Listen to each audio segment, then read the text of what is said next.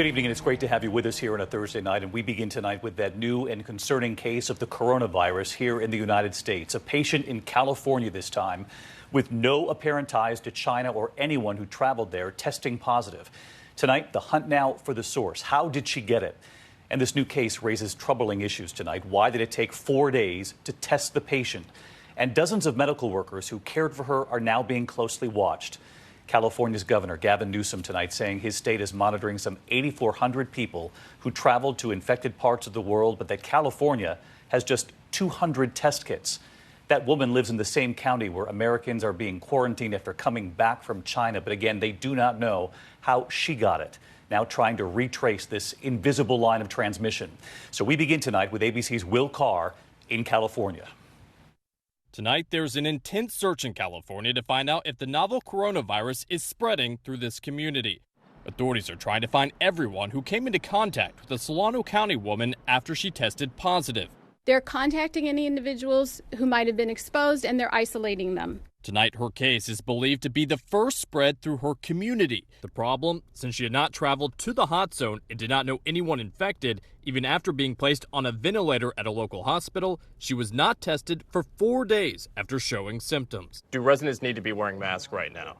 We do not believe so. But experts say valuable time has been lost. Every single delay in testing means potentially the virus could go to hundreds or thousands of more people. At this point, authorities say there are no connections to nearby Travis Air Force Base, which has housed Americans under quarantine.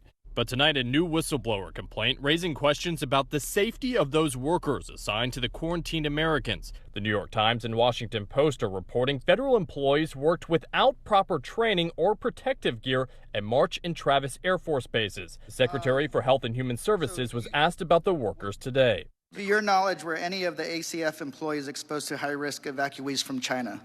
They should never have been without appropriate PPE. What's PPE? That's personal protective equipment. Tonight, at least 33 people, most flown into the states, have tested positive in California.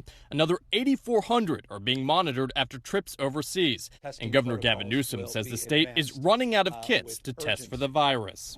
We have just a few hundred testing kits in the state of California, and that's surveillance testing as well as diagnostic testing. That's simply inadequate. The CDC has pledged more in the coming days.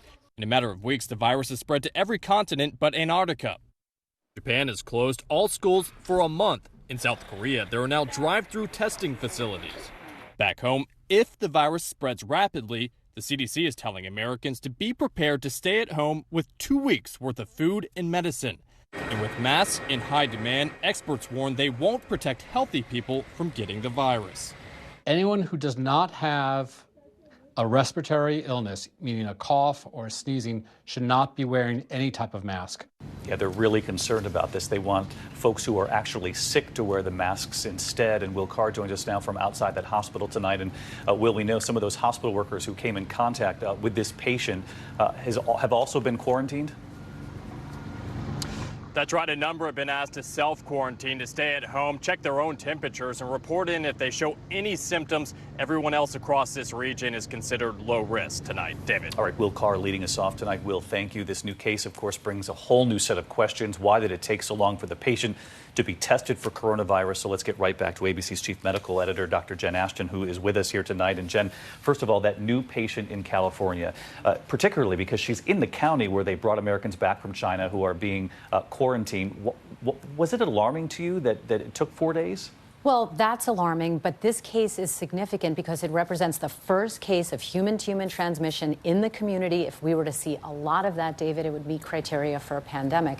In terms of the time, that is problematic, and I think doctors were just trying to follow the previous recommended guidelines on who should be tested. The key difference about this case, no direct ties to China. She didn't know anyone that had been to China, and that's why they're so alarmed about community spreading of this. In the meantime, the testing of coronavirus. We heard Governor Newsom say they have 200 test kits, wondering if people have flu symptoms, why they're not just testing for coronavirus as a precaution at this point. Well, we're seeing some change just recently, David. The CDC revised their testing guidelines to now include anyone with flu-like symptoms and a history of recent travel now to these 5 countries: China, South Korea, Italy, Japan, and Iran.